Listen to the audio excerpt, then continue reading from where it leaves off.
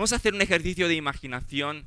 Vamos a pensar que de repente Dios pone delante de nosotros todos los eventos que han ocurrido a lo largo de la historia, desde el principio hasta el fin. ¿Cuál? ¿Cuál quisieras presenciar, ver y entender mejor? ¿Cuál sería el más asombroso? ¿Cuál sería el más importante de todos? ¿Cuál sería el que más mencionarías a todos? ¿Y cuál es el que recordarás para siempre? ¿Puede ser el sacrificio expiatorio de Cristo en la cruz del Calvario? Hermanos, no hay otro evento más doloroso y a la vez más consolador, más vergonzoso y a la vez más glorioso, más confuso para unos y más revelador para otros. No hay evento más lleno de paradojas y contrastes como la cruz. En la cruz la muerte vence la muerte. El hombre impío no entiende esto. ¿Cómo la muerte vence la muerte? La misericordia y la verdad se besan. La justicia y la ira caen sobre un hombre justo, mientras que la salvación y la bendición la reciben hombres depravados. La cruz es la gloria. ¿Cómo puede ser eso? Y no por último, Dios Hijo muere en la cruz. Un Dios que se humilla tanto. Qué asombroso, qué incomprensible, conmovedor, glorioso, transformador y consolador esto. Vale la pena recordar todos los segundos de nuestra vida y recordaremos toda la eternidad este evento. Y no hay pasaje, mejor pasaje para escribir todo esto que Isaías 53. San Agustín lo llama el quinto evangelio porque aquí encontramos resumido todo el evangelio de Jesucristo. Isaías 53 es designado por los teólogos como el texto que mejor y con mayor precisión describe los sufrimientos de Cristo. No hay texto que alcance tales profundidades, tales alturas de los sufrimientos de Cristo como Isaías 53. Policarpo, ¿quién fue Policarpo? El discípulo de Juan. Llama este texto los sufrimientos dorados del Antiguo Testamento. Martín Lutero dice que todo cristiano debe memorizar este texto. Un grupo de teólogos alemanes dijeron en 1866, parece que Isaías 53 fue escrito bajo la cruz del Señor Jesucristo, a pesar de que fue escrito 700 años atrás, antes del sacrificio de Cristo. Y agregan, Isaías 53 es el núcleo y el centro de las profecías del Antiguo Testamento. Isaías 53 usa expresiones impactantes y duras que han perturbado al mundo rabínico.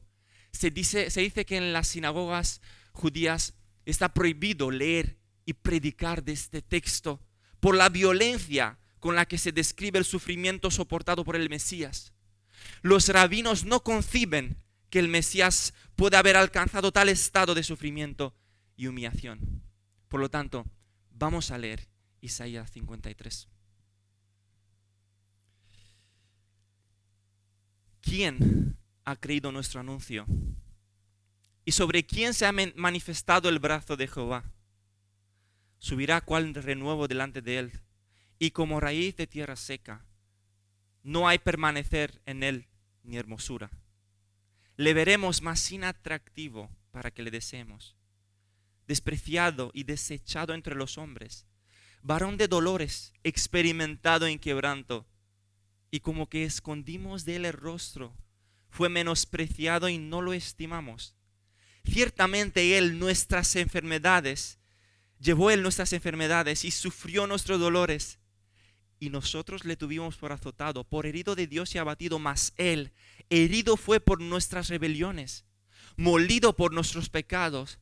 El castigo de nuestra paz fue sobre él, y por su llaga fuimos nosotros curados. Todos nosotros nos descarriábamos como ovejas, cada cual se apartó por su camino, mas Jehová cargó en él el pecado de todos nosotros. Angustiado él y afligido, no abrió su boca. Como cordero fue llevado al matadero, como oveja delante de sus trasquiladores, enmudeció y no abrió su boca. Por cárcel y por juicio fue quitado, y su generación, ¿quién la contará? Porque fue cortado de la tierra de los vivientes, y por la rebelión de mi pueblo fue herido. y se dispuso con los impíos su sepultura, mas con los ricos fue en su muerte. Aunque nunca hizo maldad ni hubo engaño en su boca, con todo eso, Jehová quiso quebrantarlo, sujetándole a padecimiento. Cuando haya puesto su vida en expiación por el pecado, verá linaje, vivirá por largos días, y la voluntad de Jehová será en su mano prosperada. Verá el futuro de la aflicción de su alma y quedará satisfecho. Por su conocimiento justificará a mi siervo justo a muchos y llevará las iniquidades de ellos. Por tanto, yo te daré parte con los grandes y con los fuertes repartirá despojos. Por cuanto derramó su vida hasta la muerte y fue contado con los pecadores, habiendo él llevado el pecado de muchos y orado por los transgresores. Amén. Qué texto más precioso, hermanos. Y ya de repente, solo leyendo el texto, te transforma este texto. Te cambia porque es la palabra de Dios, no te deja indiferente. No te deja indiferente. Desde el principio del libro de Isaías, debido al pecado y al juicio que iba a venir sobre el pueblo de Judá, Isaías predice la venida de un rey que librará al pueblo. Y este rey viene a ser llamado el siervo del Señor en los capítulos 42 y 49. Y su descripción en los capítulos 42 y 49 parece coincidir con la perspectiva del judío, ¿no? Que esperaba un rey poderoso, que hará justicia al pueblo, que dirigirá la batalla, porque dice en Isaías 42, he aquí mi siervo, yo lo sostendré, él traerá justicia a las naciones, no se cansará ni desmayará hasta que establezca en la tierra justicia. Isaías 49 también presenta al siervo de Jehová como el libertador. Y todos los judíos aquí gritando, amén, aleluya. Esto es lo que estaban esperando. No, es el líder político y militar que los dirigiera. Pero sigue Isaías profetizando sobre este siervo en el capítulo 50, diciendo, di mi cuerpo a los heridores y mis mejillas a los que me mesaban la barba. No escondí mi rostro de injurias y disputos. Y leyendo esto, ya al judío le chirría un poco, ya se sorprende. De repente el rey es el siervo sufriente. Y los textos aumentan en intensidad. Y continúa Isaías 52:13. He aquí que mi siervo será prosperado, será engrandecido y exaltado y será puesto en muy alto. Y el judío otra vez, amén, aleluya, esto estaba esperando. Pero de repente el siguiente versículo es como una bofetada en la cara del judío, porque dice, como se asombraron de ti muchos, de tal manera fue desfigurado de los hombres su parecer, y su hermosura más allá de las de los hijos de los hombres. Y ya estas declaraciones ya parecían como blasfemia, porque el judío esperaba otro David, otro Salomón, otro Saúl. Y ya el siguiente versículo le hace la mente explotar al judío, porque este que tenía la cara desfigurada y su hermosura más que la de los hijos de los hombres, dice de este que tenía la cara desfigurada, así asombrará él a muchas naciones. Los reyes cerrarán ante él la boca, porque verán lo que nunca les fue contando y entenderán lo que jamás había oído. Y se pregunta judío, ¿quién hará eso? Isaías, tú dices que el que cerrará las bocas a los reyes y asombrará a las naciones es el insultado, el escupido en la cara, el que tenía el rostro desfigurado. No puede ser. Y aquí el judío no entiende nada, porque su perspectiva mesiánica era totalmente distinta, totalmente distinta. Es por eso que Isaías comienza el pasaje con la pregunta, ¿quién ha creído a nuestro anuncio? ¿Quién creerá este mensaje? Tan distinto de mi audiencia, de los judíos que aquí esperan un rey, que aquí esperan un militar. Este siervo rey, y lo llamaremos siervo rey porque en todo el libro de Isaías vemos que se le atribuye cualidades de siervo pero también de rey.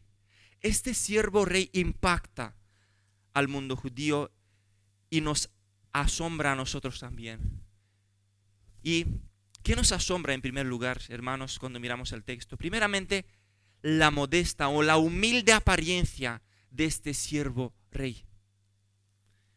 Versículo 2. Subirá cual renuevo delante de él, y como raíz de tierra seca, no hay parecer en él, ni hermosura. Le veremos más sin atractivo para que le deseemos. Simplemente sin atractivo, hermanos, sin atractivo. Renuevo significa vástago, un brote, un retoño que se le echa a una planta, ¿no? Al podarla. Físicamente hablando, el Señor no era un árbol imponente, sino un arbusto humilde. Nació en una tierra seca, una ciudad despreciada, en una nación seca espiritualmente. Este siervo parece ser el hijo del carpintero de Nazaret, ¿verdad? Si miras su rostro, parece su apariencia, dice el versículo, más sin atractivo para que le deseemos. Y en hebreo eso se traduce como nada que nos atrajera hacia él. No tenía nada físicamente en su apariencia que digas, guay, qué guapo, guay, qué modelo, guay. Nada, nada que nos atrajera. Y recordamos cómo David fue elegido rey, ¿no? Todo el mundo apostando por Saúl. Pero de repente, no mires a su parecer, ni a lo grande de su estatura, porque yo lo desecho, refiriéndose al alto, poderoso y atractivo Saúl. Porque Jehová no mira lo que mira el hombre. Pues el hombre mira lo que está delante de sus ojos, pero Jehová mira el corazón, refiriéndose a David. No solo que físicamente es inatractivo, sino desde el punto de vista social era rechazado, marginado, excluido por las personas a las que venía a salvar. Versículo 3. Despreciado y desechado entre los hombres, varón de dolores, experimentado en quebranto. Y como que escondimos de él el rostro, fue menospreciado y no lo estimamos. ¿Qué rey es este?, dice el judío. Y nosotros no queremos un rey despreciado. Es como asumir que donde quiera que vayas, ya sea por tu apariencia, por tu forma de vestir o por lo que dices, siempre se burlarán de ti. Siempre te verán como raro, siempre te verán como extremista, siempre rechazado por la gente, siempre ignorado, siempre al borde de ser matado. Y todo esto tan a menudo hasta el punto de llegar a ser experimentado en quebranto. El siervo se acostumbró con esto y era parte de su vida. Sin atractivo físico, despreciado socialmente. Y aún más doloroso fue el hecho de que en este sufrimiento nosotros le ignoramos. El versículo dice, no lo estimamos. O sea, no nos importó, hermanos. No nos importó. Estaba sufriendo y muriendo por nosotros y a nosotros ni siquiera nos importaba. No valorábamos lo que hizo por nosotros. Fue un sufrimiento pasado por alto, ignorado, incomprendido. Y cuán hermoso sigue el versículo. Ciertamente Él, o sin embargo Él, no dice nos castigó, nos mandó al infierno y nos merecíamos esto. Sorprendente, tomó nuestros sufrimientos, nuestros dolores, nuestros pecados sobre sí mismo. Es como si la imagen del siervo ya nos pareciera más familiar, ¿no? Porque nos viene a la mente Juan 1. A los suyos vino y a los suyos no le recibieron. Parece que este siervo es la palabra de vida, ¿verdad? Juan 4:44, porque Jesús mismo dio testimonio de que el profeta no tiene honra en su propia tierra. O en Mateos 8:20, Jesús le dijo, las zorras tienen guardias y las aves del cielo nidos, mas el Hijo del Hombre no tiene donde recostar su cabeza. Parece ser Jesucristo. El siervo es Jesucristo. Por lo tanto, hermanos, si Cristo no llamó la atención con su apariencia, con lo externo, con lo físico, parece ser que Dios no encuentra mucho valor en la apariencia, en lo externo, en llamar la atención con tu físico. Entonces, ¿por qué debería luchar por el atractivo físico cuando Dios no encuentra valor en eso? Un amigo mío decía, no agradas más ni menos a Dios por verte mejor o peor físicamente. Ahora una aclaración, la belleza es creación de Dios. Y Dios quiere que estemos bien arreglados, elegantes. Pero si hacemos de esto nuestro objetivo y nos enfocamos en nuestra elegancia, nuestro bien vestir, nuestra apariencia, entonces estamos teniendo un orden de afecto desordenado, en detrimento de ocuparnos de lo que verdaderamente importa y agrada a Dios, que es la renovación del hombre interior. Y vemos como el mundo ya hace mucho que ha ido más allá. Ya no se ocupan por la apariencia, sino por la sensualidad carnal. Y dice él, un hombre de Dios decía, la belleza es cosa de Dios, la sensualidad es cosa del diablo. Cuando haces tu atractivo físico un objetivo, cuidado porque el siguiente paso es caer en sensualidad. Fin de la cita. Pero ¿dónde mira Dios? ¿Dónde mira Dios? En el corazón, hermanos. ¿Cuánto de hermoso eres por dentro? ¿Qué tal el amor por los más difíciles de soportar? ¿Qué tal el amor por los que no te caen bien? ¿O cómo vamos con las reacciones cuando nos pisotean el orgullo? ¿O las actitudes que tenemos a veces? ¿Qué tal con la humildad? Que no quiere erigirse protagonista. ¿Qué tal el deseo de servir sin fatigarnos? ¿Cómo estamos ahí? Cristo en todas estas cosas era hermoso. ¿Dónde soy yo hermoso? ¿A qué belleza le presto más atención? ¿A la interior o a la exterior? Si Cristo fue rechazado por los religiosos de su época, incluso por los suyos, por su familia, por los discípulos, ¿por qué te frustras por no ser valorado o apreciado por tus colegas, por los jefes, por los amigos? ¿O por qué quieres seguirle el ritmo en su forma de hablar y de comportarse? ¿Es solo para que no te rechacen o para que no te desprecien? ¿Queremos seguir los pasos de Cristo? Vamos a ser poco atractivos para la sociedad, hermanos. Vamos a ser despreciados por la gente. Vamos a ser marginados por los colegas. ¿Alguien más quiere seguir a Cristo? Y eso tiene que ser un estímulo para nosotros, hermanos, una motivación a medida que pasamos por momentos así.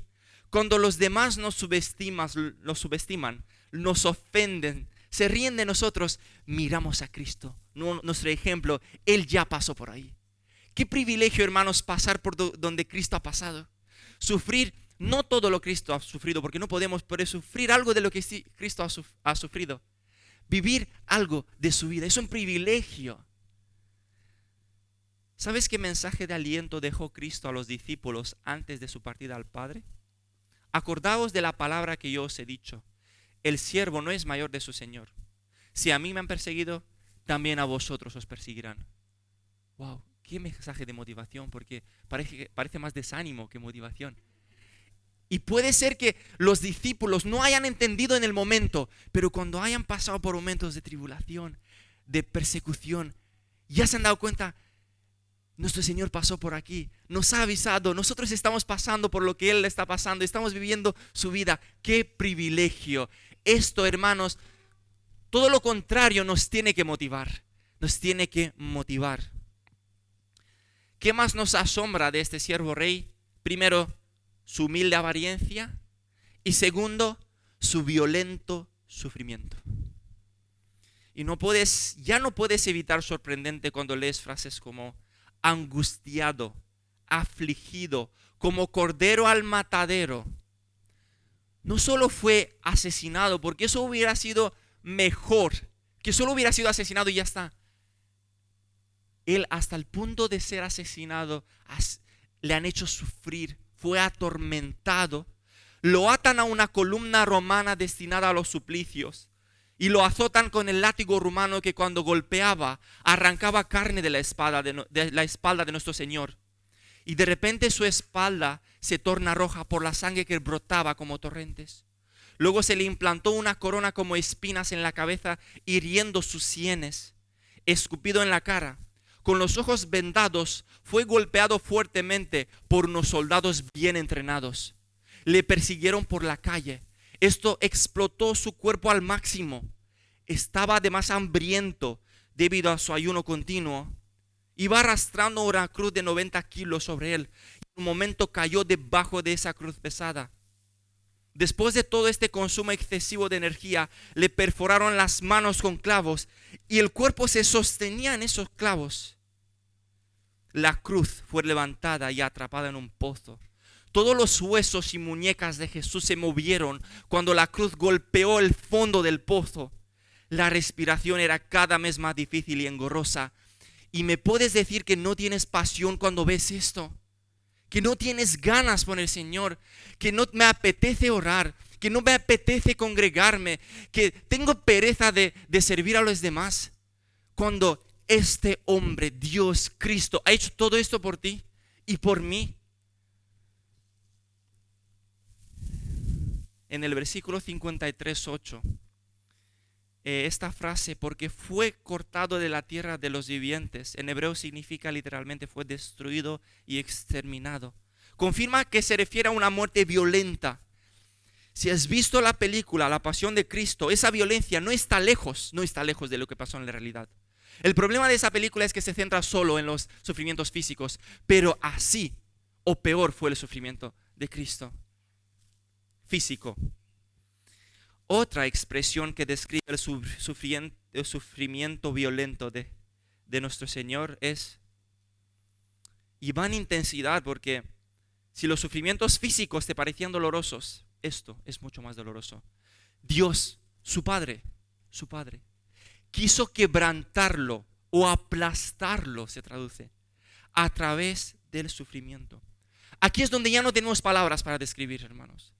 ¿Cómo puede ser que la ira de un Dios justo, infinito, santo, que Dios tenía por todos los elegidos, por cada pecado de todos los elegidos, de todas las épocas, de toda la humanidad, condensada en 3 horas y derramada sobre Cristo? Y dejaré que el príncipe de los predicadores, Charles Spurgeon, explique mejor que yo el derramamiento de la ira de Dios sobre su Hijo. Supongan por un momento que un hombre ha ido al infierno.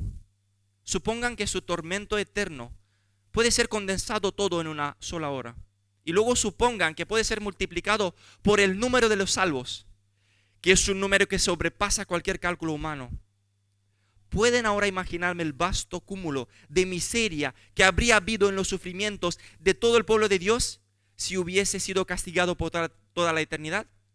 Y recuerden que Cristo tuvo que sufrir el equivalente a todos los infiernos de todos los redimidos. No podría expresar este pensamiento de mejor manera que usando estas palabras. Parecería que si el infierno fue puesto en una copa, Él la tomó y de un solo trago tremendo de amor, Él bebió la condenación hasta la última gota. De tal manera que no quedó nada de todas las penas, miserias del infierno que su pueblo tenía que haber sufrido. No digo que Él sufrió lo mismo, pero sí soportó un equivalente a todo esto. Y dio satisfacción a Dios por todos los pecados de todo su pueblo y por consiguiente llevó un castigo equivalente al de ellos. ¿Puedes ahora imaginar? ¿Puedes tener una idea de la grandiosa redención de nuestro Señor Jesucristo? Y el versículo 10 es impactante en el sentido de que en hebreo quiso quebrantarlo.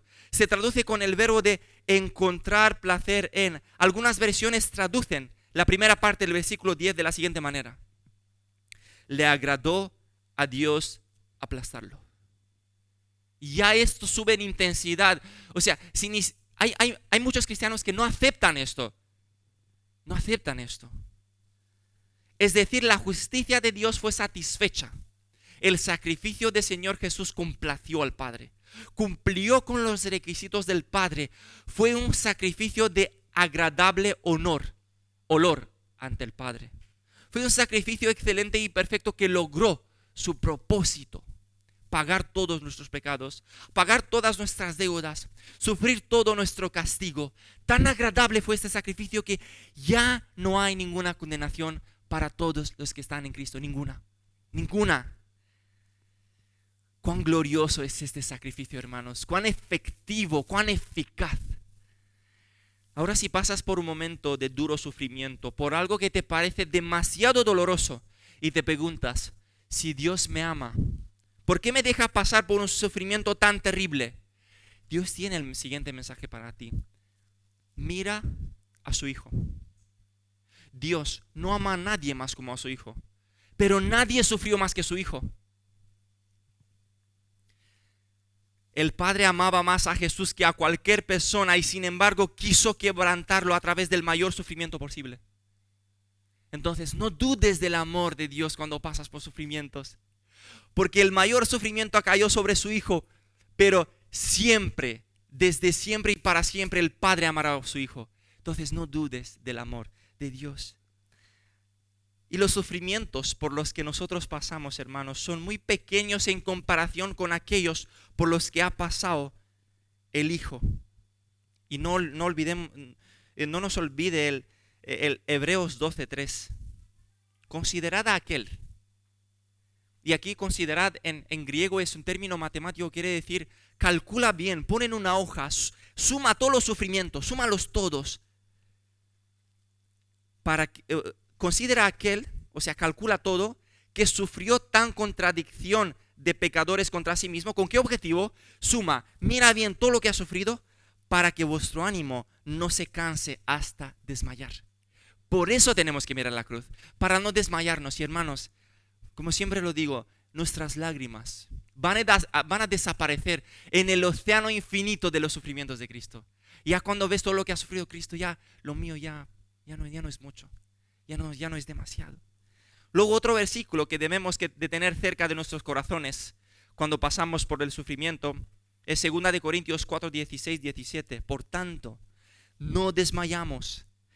Antes, aunque nuestro hombre exterior se va desgastando, el interior no obstante se renueva el día a día. ¿Cómo no desmayar, hermanos, en el sufrimiento?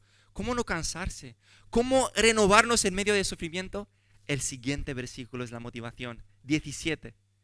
Porque esta leve tribulación momentánea, y me gusta cómo lo nombra, leve.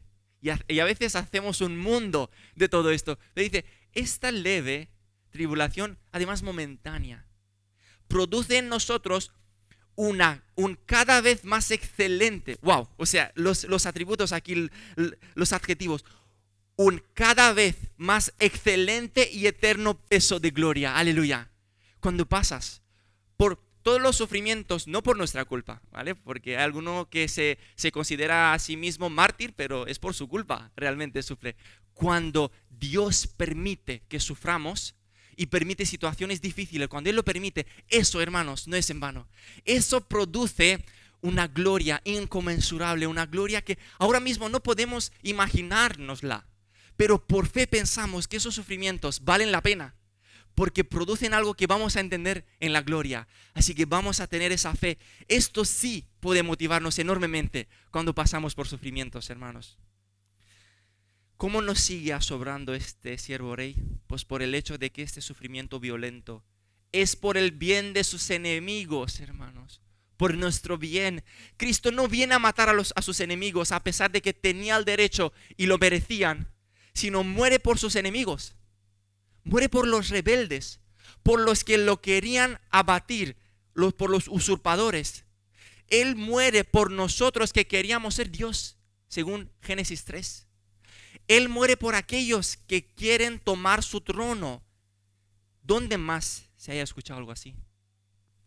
¿Cuánto amor debería tener alguien para hacer esto?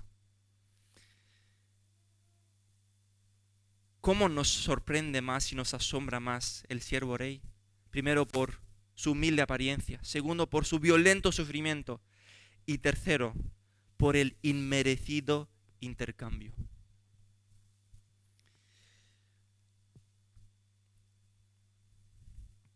El rey se pone a sí mismo en nuestro lugar, donde mereceríamos estar nosotros para siempre, para ponernos a nosotros en los lugares celestiales donde Él está.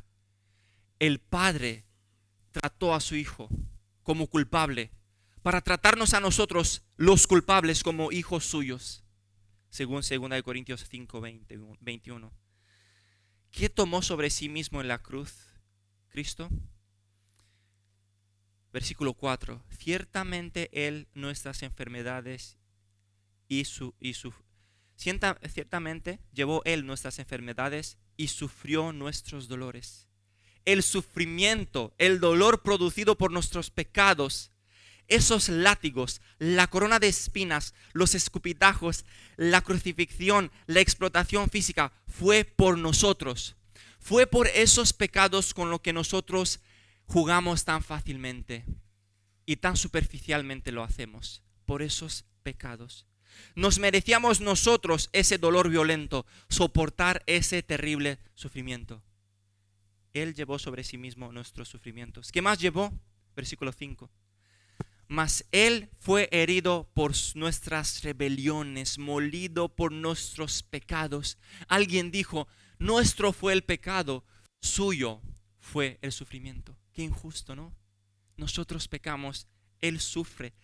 Qué misterio difícil de entender, hermanos. Como el Hijo perfecto, puro y santo, que nunca vio algo pecaminoso, nunca pensó en algo pecaminoso. En toda su existencia, ni un segundo entró en contacto con algo pecaminoso y que fuera hecho pecado. Es decir, revestido con nuestros pecados.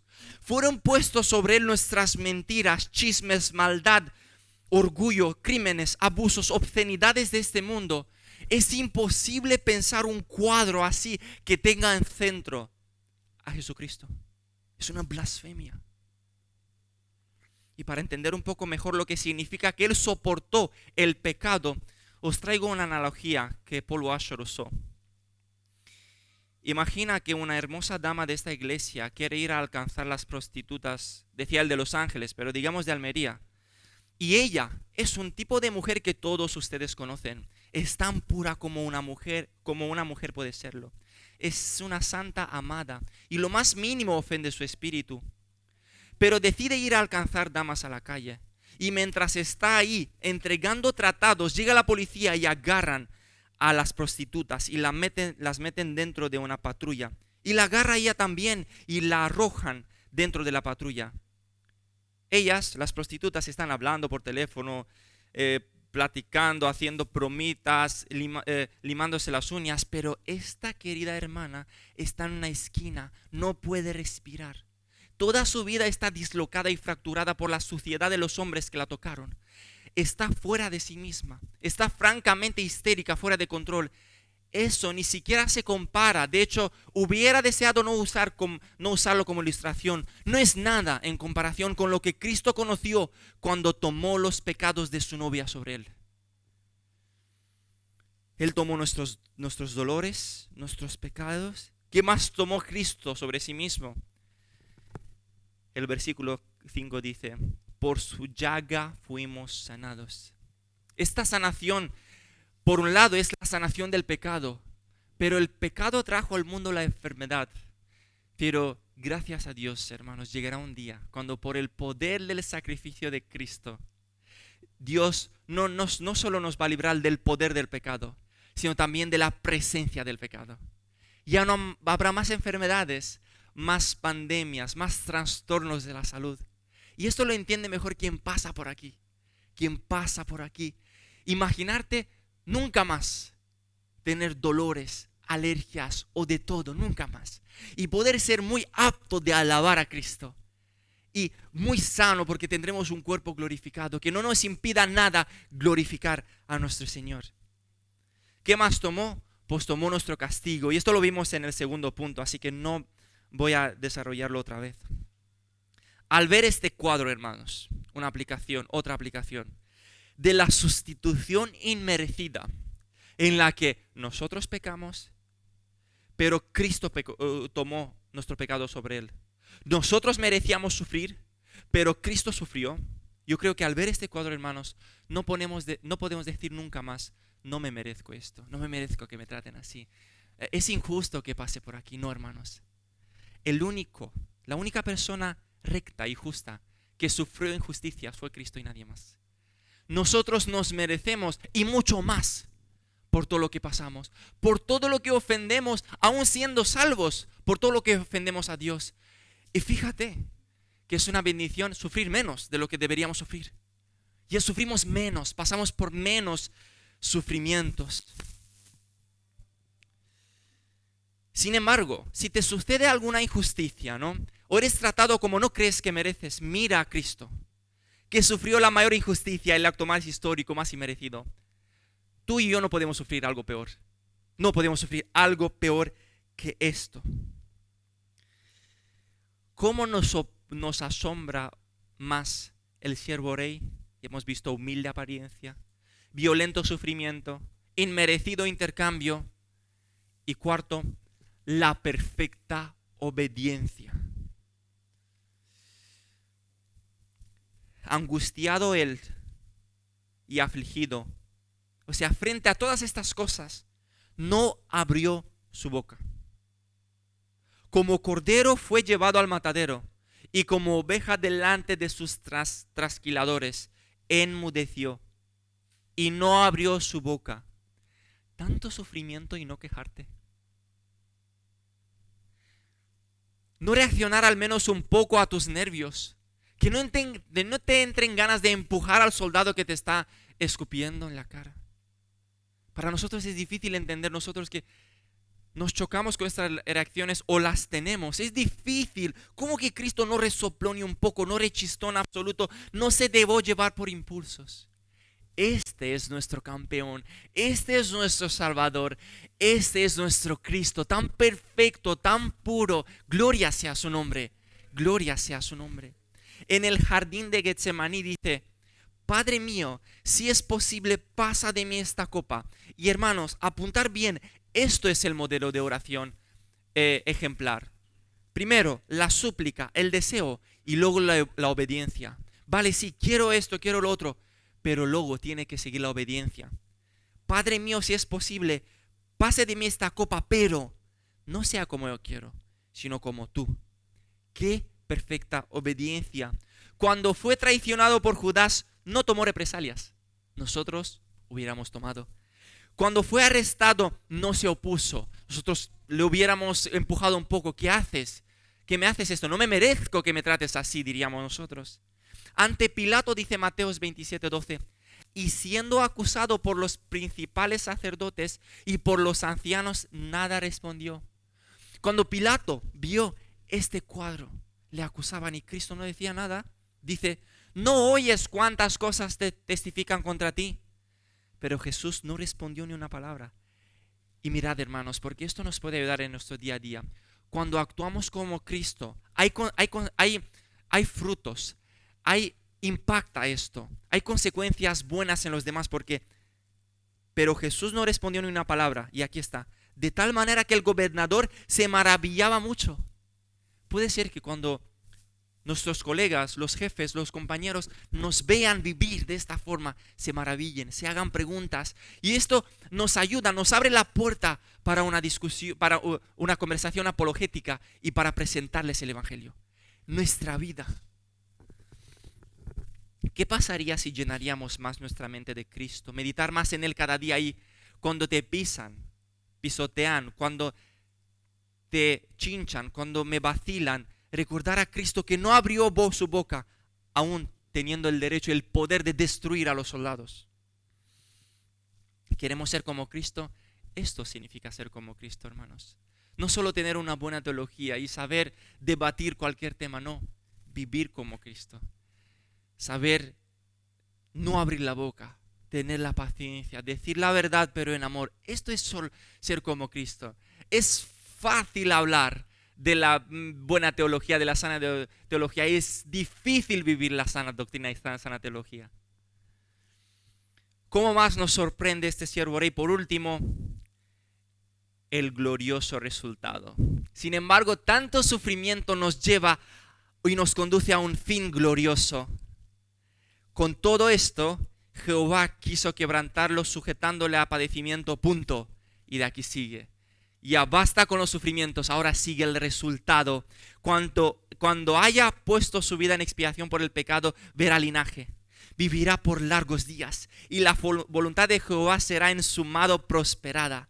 Verá el fruto de su aflicción de su alma, quedará satisfecho. Por su conocimiento justificará mi siervo justo a muchos y llevará las iniquidades de ellos. Y aquí vemos el asombroso resultado. Los usurpadores, los que querían tomar su trono, se convierten en sus seguidores. Los rebeldes, los enemigos, se vuelven obedientes. Los muertos reciben vida. Qué resultado tan glorioso, pero tan costoso y tan sufriente a la vez. Y hay buenas nuevas para nosotros y hay buenas nuevas también para el siervo, para Cristo. Por un lado, las buenas nuevas para nosotros. Hermanos, aquí en el versículo 11 hay algo que luce, hay algo que brilla, hermanos, en este versículo. Decidme lo cual es. Algo que suena a Nuevo Testamento aquí. Justificación por fe. Aquí en el Antiguo Testamento, en Isaías, 700 años atrás, Isaías habla de justificación por fe. Por su conocimiento justificará mi siervo justo a muchos. Y aquí se completa el glorioso intercambio. Hemos visto cómo Cristo el justo fue hecho pecado para nosotros y ahora vemos cómo nosotros somos justificados, tratados como justos. Ahora, hermanos, cuando vamos en oración, vamos con confianza. ¿Por qué? No por nosotros mismos, no por nuestra justicia práctica, sino por la justicia posicional en Cristo, legal. Como Jacob le ha creado una túnica de diversos colores a José, nuestro Padre nos ofrece una túnica blanca sin mancha con la que nos reviste, las que nos abriga, y podemos estar con confianza, no con confianza altiva o soberbia, sino con confianza en el amor del Padre, que no nos va a destruir, que no nos va a destruir en su presencia, porque tenemos la justicia de Cristo, la túnica blanca. Y ahora cuando Satanás lo que hace es te desanima, tú tienes que tener confianza. Estoy abrigado de una túnica blanca que el Padre me la ha hecho, que es la justicia de Cristo. Otros intercambios, hermanos. El Padre le dio la espalda a su Hijo en la cruz para volver su rostro hacia nosotros y para que le viéramos tal y como es al Padre en la faz de Jesucristo, y para que nos hablara hoy y para que tengamos una relación de padre e hijos adoptados. ¿Qué otros intercambios se completan aquí? Hemos visto, el Hijo sufrió enormemente y ahora para que nosotros nos regocijáramos enormemente. Vamos a regocijarnos más, vamos a alegrarnos más. Si no nos alegramos aquí, hermano, ¿dónde alegrarnos? Delante de una pantalla, delante de un partido de fútbol. No, aquí, hermanos, aquí es el gozo eterno, el gozo de la salvación. No es un pecado alegrarse, vamos a alegrarnos. Es por eso que el cristianismo es diferente a cualquier otra religión. Los fundadores de otras religiones mueren en el éxito, rodeados de sus discípulos. Cristo muere rechazado, abandonado por todos. La salvación en otras religiones es para los fuertes. La salvación en el cristianismo es para los débiles. En todas las demás religiones la salvación se gana con esfuerzo, lágrimas y sudor. En el cristianismo la salvación la recibimos como regalo a través del esfuerzo, las lágrimas y el sudor de Cristo. En otras religiones el líder siempre es el más fuerte. En el cristianismo, Cristo se hace débil, humano, y desciende a los débiles para hacerlos fuertes. Qué extraordinario es el Evangelio, es la salvación, es totalmente distinta que otra. Luce en el medio de las demás religiones, es la única verdadera. Este intercambio también nos muestra cómo vivir el resto de nuestras vidas. El intercambio muestra no solo que Cristo se puso a sí mismo en nuestro lugar, sino que también nosotros hemos sido puestos en su lugar y por lo tanto tenemos que vivir la vida en ese lugar. En ese lugar. No solo me ha puesto legalmente ahí, posicionalmente, pero prácticamente vivo como quiera. No, nos ha puesto ahí para vivir ahí. Fuimos hechos hijos, tenemos que vivir como hijos. Somos considerados justos. Hay que huir del pecado. Hay que vivir así. Hemos sido hechos herederos. Entonces, no podemos buscar otros bienes. No tenemos otros bienes, otras herencias. Este mundo va a ser regenerado, va a desaparecer todo y va a ser otra tierra nueva. No va a haber todo lo que hay. Pero a Cristo le tenemos como el bien absoluto, como nuestra herencia. No podemos buscar otra cosa, ya hemos sido hechos herederos. Ya hemos sido perdonados. Tenemos que perdonar a los demás. Tenemos que vivir en ese puesto, en este lugar donde hemos sido puestos. Estas han sido las buenas nuevas para nosotros, pero hay unas buenas nuevas para Cristo. Por tanto, yo le daré como parte con los grandes. Y con los fuertes repartirá despojo, por cuanto derramó su vida hasta la muerte y fue contado con los pecadores, habiendo él llevado el pecado de muchos y orado por los transgresores. Y recordamos las palabras de Pablo en Filipenses 2. Por tanto, Dios también le exaltó hasta lo sumo y le dio un nombre que es sobre todo nombre, para que en el nombre de Jesús se doble toda rodilla de los que están en los cielos y en la tierra y debajo de la tierra, y toda lengua confiese que Jesús es el Señor, para la gloria del Padre. Hermanos, Jesús ya no es Cordero en la cruz, ahora mismo es león en la gloria, y ruge y reina y volverá por nosotros. Si estás hoy y miras a este Cordero que ha sido inmolado y sabes y sientes que tus pecados no han sido resueltos, por favor no esperes ni un segundo más. Huye, o sea, corre a la cruz y deja ahí tu túnica sucia, porque es sucia, aunque hayas sido bien criado por los padres, aunque hagas buenas obras y dices se compensa. No, es una túnica sucia. Y por fe en que realmente, no solo teológicamente, realmente Jesús llevó tus pecados sobre él, vas a recibir su túnica blanca, su túnica sin mancha. Si te arrepientes, esta es la buena noticia. Pero si te da igual y rechazas y pisoteas la sangre de Cristo, déjame presentarte también las malas noticias que espero que te hagan pensar. Este Cordero que viste en la cruz, ahora está en el trono y reina como un león y someterá a todos los enemigos, incluyéndote a ti, si no te arrepientes. Él te aplastará fácilmente bajo sus pies y el fuego ardiente de su ira caerá sobre ti si no te arrepientes. Una eternidad. No habrá fin. Nosotros estamos acostumbrados en pensar de que las cosas se acaban. No se van a acabar. No se van a acabar. Y va a ser demasiado tarde. En conclusión, hermanos, Cristo entregó su vida. Fue menospreciado, abandonado, sufrió violentamente por los hombres, aplastado por el Padre para brindarnos la preciosa y necesaria salvación. Ha sufrido tanto para que nosotros podamos entrar en su presencia. La pregunta es, ¿cuánto oro? ¿Cuánto oro? ¿Cómo puedo ignorar un sufrimiento tan grande? Este sufrimiento es para que yo pueda orar todos los días y pueda entrar en el lugar santísimo. ¿Cuánto oro? Por sus sufrimientos ahora las escrituras son buenas noticias para nosotros, no malas noticias. Y la pregunta es, ¿hay polvo sobre nuestras Biblias? Charles Spurgeon decía, y a ver si lo puedo traducir bien, Charles Spurgeon decía que hay tanto polvo sobre algunas de las Biblias de algunas de las Biblias, que el que la tiene puede escribir con su dedo condenación sobre esa Biblia. Él ha ganado una iglesia a través de su sangre. Cuánto me congrego, cuánto me involucro en la iglesia, cuánto amo esta iglesia, que costó tanto.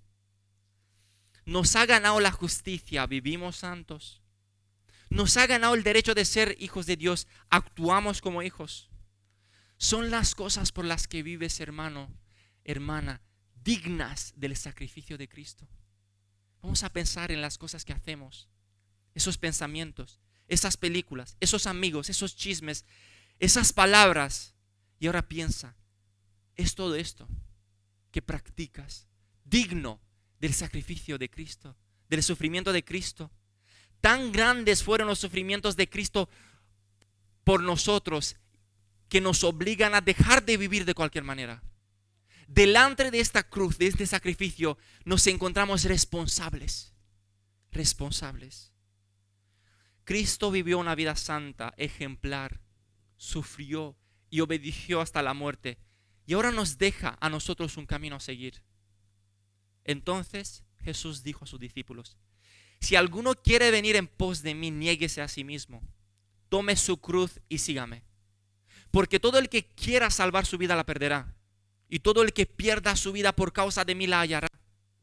Porque ¿qué aprovechará al hombre si ganare todo el mundo y perdiere su alma? ¿O qué recompensa dará el hombre por su alma? Porque el Hijo del Hombre vendrá en la gloria de su Padre con sus ángeles, y entonces pagará a cada uno conforme a sus obras.